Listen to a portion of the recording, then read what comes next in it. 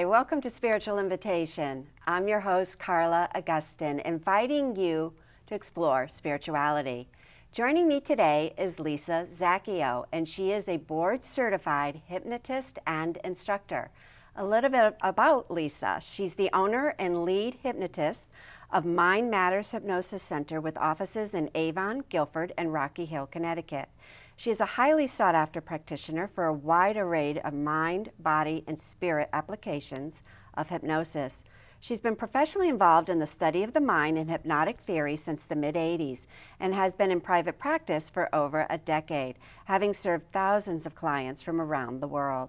Lisa's passion is learning and developing techniques to leverage the subconscious mind for self-improvement and healing on all levels. Her dedication, passion, and firm belief that there are no limits to what the mind and body can achieve has earned her the reputation as the go-to person when more conventional methods of therapy have been unable to achieve the desired results. She receives the bulk of her referrals from psychological and medical professionals. Being an educator and inspiring motivator is part of Lisa's life purpose. She's a popular speaker and trainer and has worked with several of local area hospitals, including the Connecticut Children's Medical Center and Hartford Hospital, where she lectures to the medical staff and patients on a wide variety of topics. Lisa, hi. Hi. Welcome to the show. Thank you so much for having me. It's so nice to finally meet you. We've just been doing emails, and so obviously you love what you do, don't you? I really, really do. You're so involved in it. Yeah. Now, before we get into everything, I just have to comment, though, I love that you give talks at hospitals and that Western medicine, when it opens up a little bit to these types of therapies, and are you finding them receptive? You know what? It's amazing. My dad's a doctor, so I'm very familiar with the more traditional side of medicine, and more doctors really are becoming open to alternative methodologies. And hypnosis has been really thoroughly researched, which they really lock their minds around. And because the research has been so positive, they are open to learning more about it and how it can help their patients, because they are completely overburdened, so they need all the help they can get. Right, absolutely. Yeah. And anything, I mean, that's what's so great, anything that helps the patient, anything that brings them closer to wellness is certainly worth it. That's awesome. So tell us now, how did you or when did you start on your spiritual journey? Well, I think I actually started on my spiritual journey when I turned 30 and I decided to travel around the world by myself, just as I guess an experience of really getting to know me and who I was. Did you take a leave of absence from work? I did. Yeah, I good did. For you. And that was fantastic. And then when I came back, I was a different person. I had different ideas as to where I wanted to go and different ideas as to how I wanted to contribute. And then when I got into this work back in 2002, I think that's when things really took off for me, because I had so many amazing experiences that really enhanced my connection to Creator and my connection to my spirituality. So it all fell into place. It's it really like one did. road leads to the other, yeah, to the really, other. really did, yeah. Okay, so let's start with the basics here. What is hypnosis?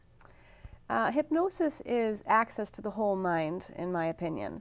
So you'll hear a myriad of different definitions as to what it is exactly, but in my opinion, it's access and conversation with the subconscious mind, which is sort of the brains behind the operation. So there are different levels of mind. There's the conscious mind, which is a level of mind that you and I are talking at now, and that's just about 10% of our mental capacity. The subconscious and unconscious is the other 90% below the conscious. And hypnosis gives us access to the wisdom and, in my opinion, the infinite healing powers that are in those levels of mind. That we have within, really. Yeah, so it's really in our whole minds. brain thinking. It's putting your whole brain against a challenge versus just the 10% that we normally use. We normally do. So it's tapping into that wisdom. It really, it really is. Yes. So how does it work? Well, again, there are a number of different ways that it works. So if you want the biological or scientific definition as to how it works, hypnotic trance affects the corpus callosum in the brain, which is the connector between the hemispheres, and it makes it hyperconductive. So normally it's like a single lane country road and information goes from one hemisphere to the other, but very slowly. The conscious mind is in one hemisphere, the subconscious mind is in the other hemisphere. In the state of hypnosis, it turns into a 6-lane superhighway, Really? so that the minds can connect and communicate with each other very, very quickly.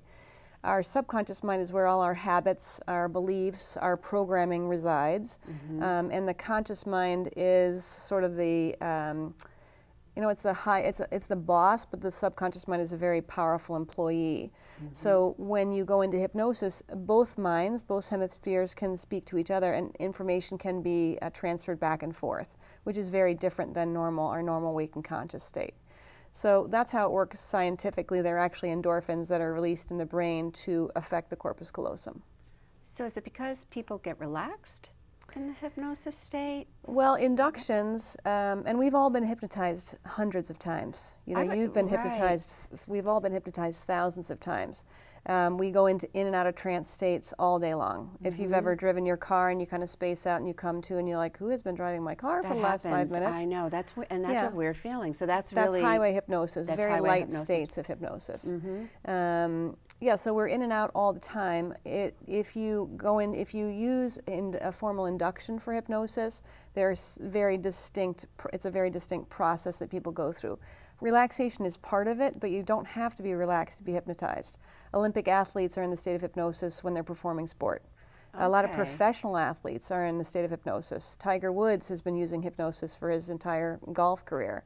So you can be very, very active and in hypnosis at the same time. Oh, so that's interesting. So it's not you have to be sitting down or you have to be lying down on a couch to enter into this state. Yeah, it's not what people think it is. I mean, we're driving our cars and we're in hypnosis. We're watching a movie and we're in hypnosis. We're falling in love and we're in hypnosis, So we're in hypnosis actually more than we are normal in our fully conscious state.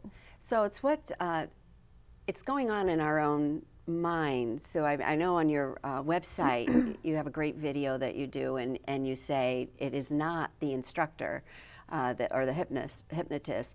It's not that individual controlling your mind. It's you. It's within. It's tapping into your own, the hypnotist. Yeah, and there are a lot of different styles of hypnosis as well. So there's direct suggestion hypnosis, where the hypnotist places their client in the state of hypnosis and sort of reads or provides suggestions for the issue that they've come in for. The type of hypnosis that I do is very different than that. I really don't believe that I should be telling anybody what they should be doing, because what's right for me is not right for them. And we all have this really defined inner wisdom. When we can tap into that, we know what's right for us better than anyone else knows what's right for us. So the type of hypnosis that I do is a very subconscious directed versus external individual directed, and it really does come from what's in your core and the guidance that is inside of you to provide you with right direction in life. All right. When I was telling people that you were coming on the show, friends of mine, they were all like, ask her if you lose control. I mean, I think that's one of the things people are always wondering, are you safe? And am I going to be able to control my behavior type of thing? How do you address that? When people are, people expect to come in and they expect to be in trance and completely out of it, and they don't think they're going to remember anything or even hear me. And it's the polar opposite. You're actually in a heightened state. So all your senses are heightened when you're in hypnosis. You hear things more keenly, you feel things more keenly. So you're actually in more control in hypnosis than you are in your natural waking state. People hear everything that's taking place during their session. Their subconscious mind actually responds to, has a dialogue with me as the hypnotist to provide information, and the conscious mind is listening to what's going on. So it's really, really not what people think it is. You're coming to hypnosis to gain control over an area of your life that's been really out of control. And it really does allow you to gain that control that you're looking for. So the fears that people have are really misperceptions, unfortunately, that have been created by TV and the movies and television shows, and are not at all based on reality. Silly things like a parlor game, like making you hop on one foot and barking. Right. No talking like a Martian, clucking like a chicken. Yeah, right. I occasionally dance like Madonna, but only. Okay, so what are other people's other concerns? you know? Oh, I have heard them all. I've gone Really? to, you know, parties, and people find out that I'm a hypnotist, and they're like, don't look at me. Oh. I've heard, you know, tool of the devil, which is just, it's so wow. sad that people think what they think. You know, it's actually endorsed by the Pope. So I don't. Is it really? It really is. Okay, that's interesting trivia. Yes. Okay. So and in my opinion, I'm a very spiritual person. My practice is a very spiritual practice. Hypnosis is designed to bring out the best in us. You know, so people have all sorts of fears, and it's really unfortunate that it is the most natural, healthiest, most effective, one of the most effective modalities out there, and people aren't using it because they're scared of it, which is too bad. And I guess people need reassurance. They're not going to say anything that's going to embarrass themselves. It's just they're going to say what it is, or that will help them. Yeah, really. you can lie in the state of hypnosis. Can you really? Your conscious mind is present. Okay, so if you don't want to say something, yeah. So normally, in normal waking conscious state, conscious mind is here and subconscious mind is here. In hypnosis, the objective is this. But conscious mind is always present, and usually first session it's more of a balance. So you can lie in hypnosis. It's not going to help your process, but you can. And you know, sometimes people are surprised by what their subconscious minds say, but it's always really enlightening information. Sure. Right. Yeah. What can hypnosis be used for? Why do people go Everything. to a hypnotist? I've been in practice 13 years, and I can't think of a single solitary thing that I have not worked on. Really? So addictions? Addictions, you know, it's the most effective treatment for cigarettes. It's the most effective treatment for harder drugs, heroin, cocaine, marijuana, alcohol. It works extremely well for alcohol. I'm not a substance abuse counselor. I will only work with a client based on a referral, and only hand in hand with their therapist or their doctor. It works for IBS, migraines, pre-surgery, post-surgery, painless childbirth. I work with a lot of cancer. Grief, you know, you name it.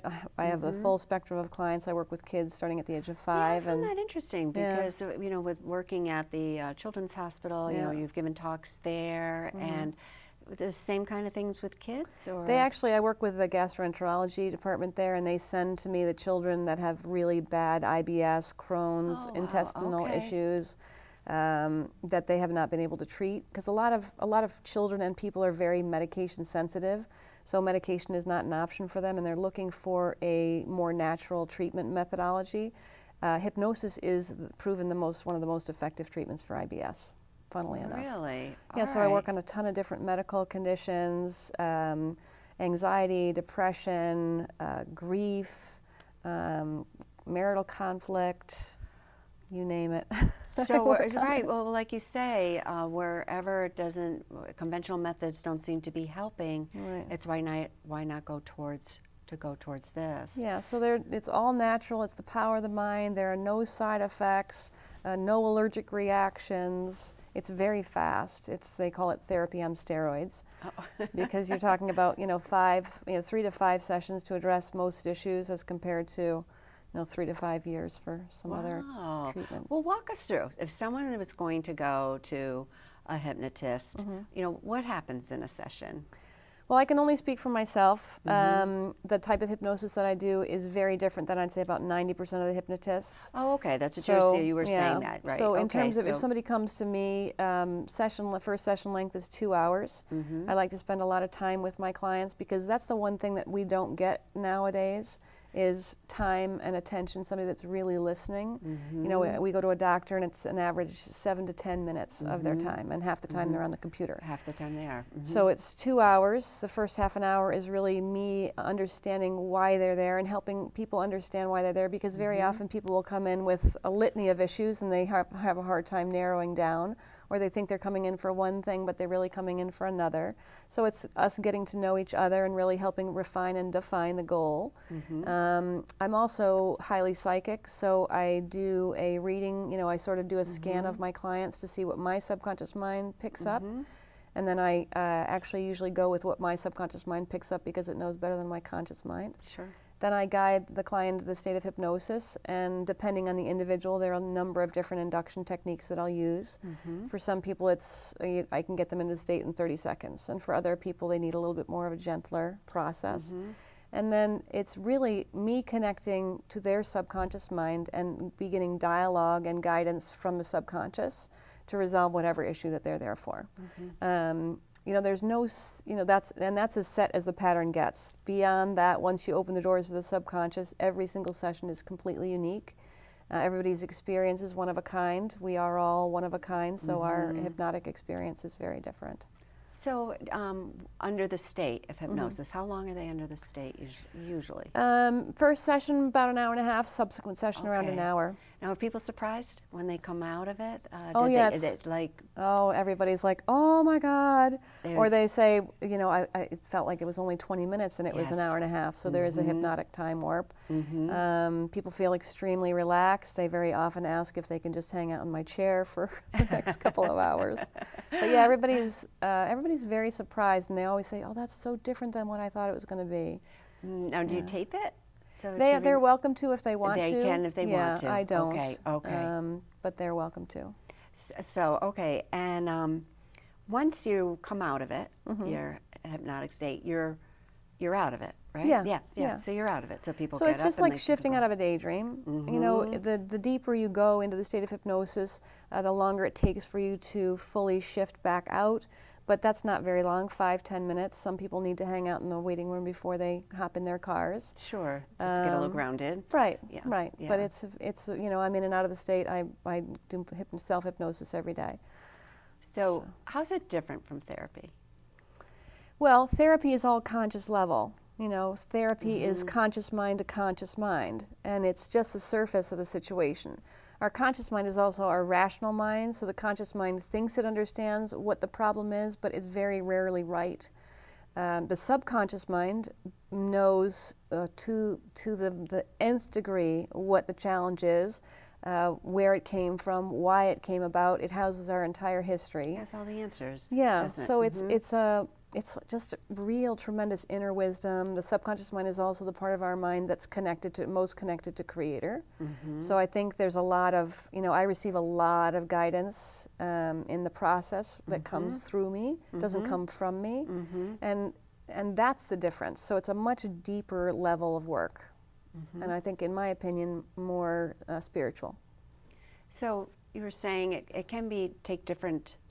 How many sessions, like usually, typically with people? I mean, I imagine it's different for everybody, but... Yeah, and it depends on the issue. So phobia is 1 to 2 sessions, smoking is 2 sessions. You know, I've got 9 out of 10 of my smokers, 9.5 out of 10 of my smokers quit after just 2 sessions. Yep. Weight is amazing. 3 to 6 sessions, depending on how much weight you have to release. You know, migraines, 2 to 4 sessions. So it really depends more on the issue as well as the individual. Now, do people have to come back for like a refresher? You know, kind of thing? No, the type of hypnosis that I do is root cause. So we're really looking at the root cause of the problem versus treating the symptom.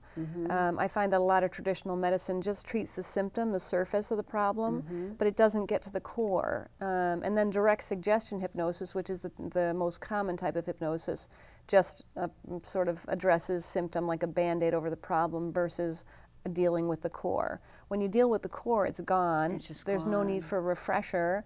People will, you know, we're very layered beings, so once you clear one layer, another will surface to be addressed. So very often they'll come back and they'll go like, well, that's taken care of, but now I'd like to work on this. Oh, okay. I also have clients that come and because they like it better than the spa.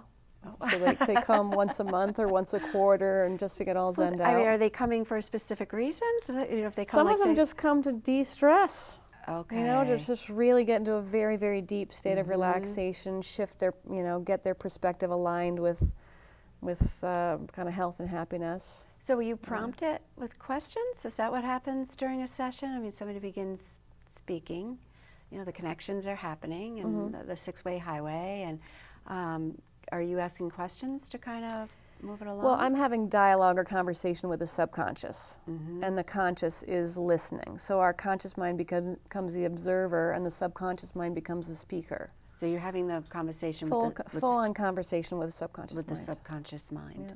Yeah. Okay. All right. So it is going back and forth. Okay. Yeah. All right. Now, you've been involved since the mid-'80s. You've been in practice, like you said, for 13 years. Yep. How have you seen hypnosis therapy evolve? I mean, is it becoming more mainstream? Is it? Oh yeah, it's on Oprah and it's on the doctors and it's on Right. Dr. Oz and there are TV shows that have hypnosis in it. The depictions are they're not quite that accurate, but yeah, it's really, really changed. I mean, people are becoming much more aware. People are really looking for alternative treatment modalities. Traditional medicine isn't working for a lot of people anymore, so they're looking for something different. They're looking for something more natural. They're looking for something that doesn't involve chemicals and side effects and all the reactions that people are having to pharmaceuticals. So it has come a long way, and there's been a ton of research done. So now I can actually refer to research when I'm talking to a doctor and say, okay, well, listen, here are 5 case studies. Here's a double bind. Here's a, a meta study that's been done on this issue.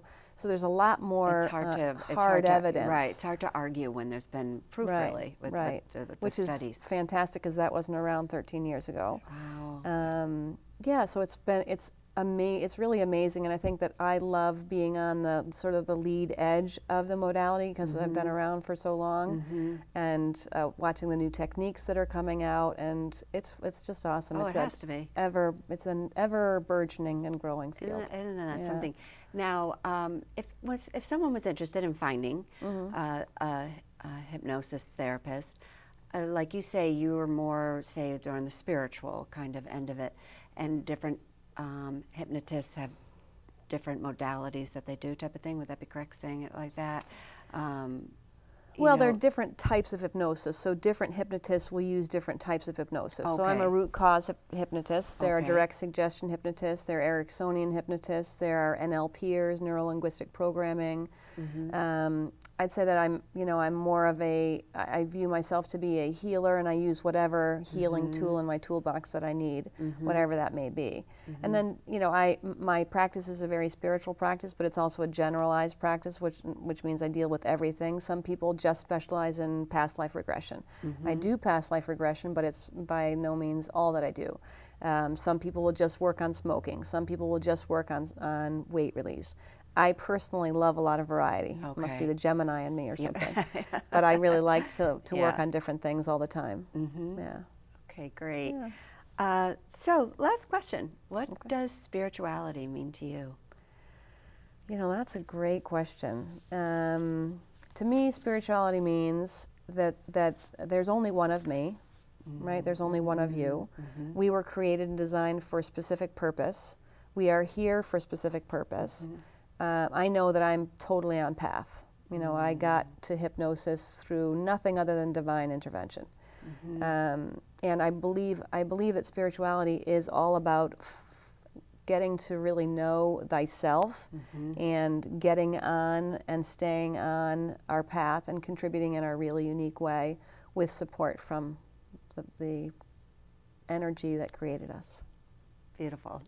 Thank you. You're welcome. Thank you, Lisa. Thank you. This is so great. Yeah, thank you. I really appreciate it's interesting. It was enlightening. I mean, I have a clearer understanding about what it is that happens during a session. I mean, I was familiar with it, but I didn't realize that there were different type of hypnotherapists and all of that. So I really enjoyed it. So now if people want to find out more about you, your website is? mindmattershypnosis.com. mindmattershypnosis.com. Okay, great. And there's a ton of information on the website. It's a great website. Yeah, there are videos, there's practice sessions. There's a lot of information. Are you someone that can be hypnotized? Which, right, a little quiz you can take. Right, a little quiz that you can take, so that's good. 99% of people will pass I that thought one. I thought that was, yeah.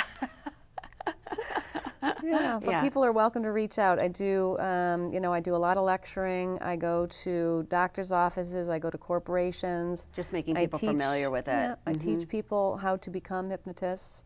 So I'm very open. I mean, educating people is a large part of my mission. You want it out there. Yeah, I'm very open to answering any questions. Well, thank you. Thank you. And we're going to have more of Lisa's information up on the website in just a few moments.